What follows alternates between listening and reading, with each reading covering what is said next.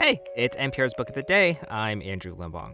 So, this current rash of book bannings are often focused on books that deal with race and gender identity. George M. Johnson's All Boys Aren't Blue deals with both head on.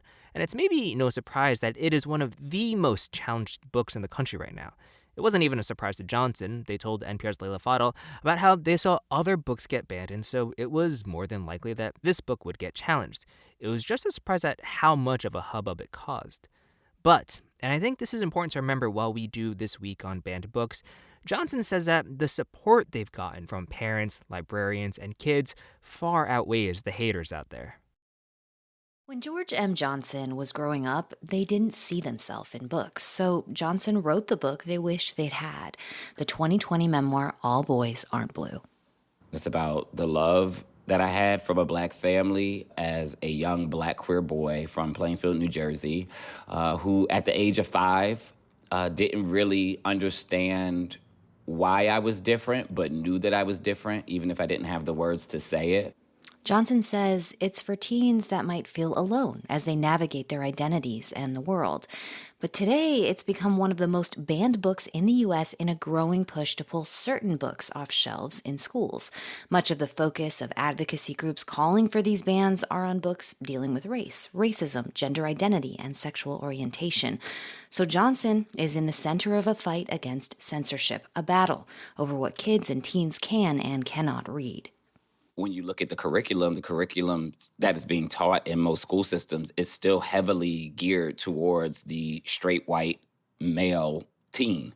And so when we now have the ability to put books into curriculum that tell other stories, that tell stories that are non-white, that tell stories that are non-heterosexual, they're trying to take them out across the board because, it's like, oh my God, how dangerous would it be if, young white teens had to actually learn about the other people who exist in society with them?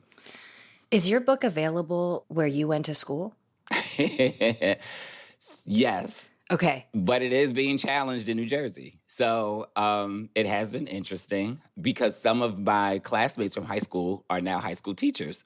And, they read the book and were like, one, we had no idea you were going through all of this, George. And they're like, we feel so bad because you were always just so cheerful and so funny. Oh. And realistically, they were like, you were going through a lot. The second thing is they were like, it's beautiful because some of us now have queer students, and we know you and we knew you and we get to not just share the book, but actually, tell them but I actually know this person and went to school with this person. And some of them now even have, queer children, and they're using the book and telling them I had a friend in high school who's going through what you're going through, right? And so it became very relatable. So it's been interesting in New Jersey. We've won every challenge in New Jersey because New Jersey is one of the only states that allows LGBTQ curriculum in high schools.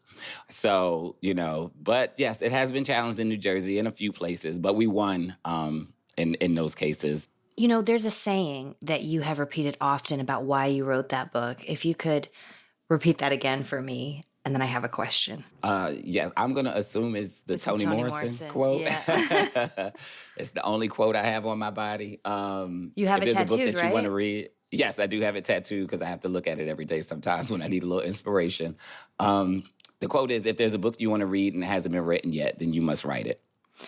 So when I read that quote was your inspiration, I just wondered what it felt like to have written the book that you needed as a kid and then see it become banned in how many school districts now? I believe they're up to 29 school districts, but more keep popping up. Watching it be banned, it's just kind of bittersweet at the end of the day because it's like none of this had to happen, in my opinion. It's like, if you don't want your student to read it, that's fine. Just opt your child out. But to try and dictate that other students who need this text, students who have publicly on record said that works like mine have saved their lives, works like mine have helped them name their abusers, works like mine have helped them come to terms with who they are and feel validated in the fact that there's somebody else that exists in the world like them, and you want to remove that from them. I just think it's sad at the end of the day, right? And, for me, I know they're not attacking my story because you didn't read it. So it's like you can't attack something you actually don't know. And this is really just an attack on an ideology that just says that LGBTQ people shouldn't exist. When you wrote this book, did you see yourself becoming a spokesperson for this kind of cause? When I wrote the book, I always, like, I knew it was going to be challenged. Yeah. And, I knew at some point it was going to be banned. Why did you know that? I knew it because I remember watching The Hate You Give get banned. And I was like, well, I've read The Hate You Give and I know what I'm writing. And I'm like, if that's getting banned, my book doesn't stand a chance. So, and then, by the time the CRT wave started happening, and it was like, okay, well, I definitely talk about, the problem with the former presidents of this country and slavery and, writing some of the wrongs that how history has been taught. So I always knew it was going to be one of those books that got caught in it. I never thought it would become like such a heightened center of political conversation. But at the same time, I've always been prepared for these type of things. I've been fighting for LGBTQ rights for as long as I can remember, because in turn, I'm fighting for myself and fighting for people like me. In all of this negative reaction that we've been discussing, book banning and groups politicizing the situation, have you had also those support and positive reaction to your work from teachers, from librarians, from parents? Oh, yeah, most definitely. I would say the support far outweighs the non-support.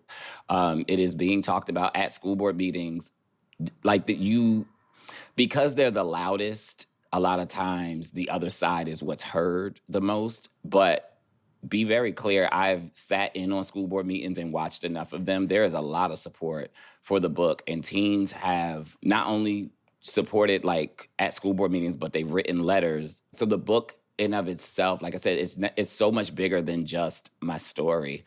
And I'm watching it in real time help so many people, from parents to children to teachers to librarians across the board.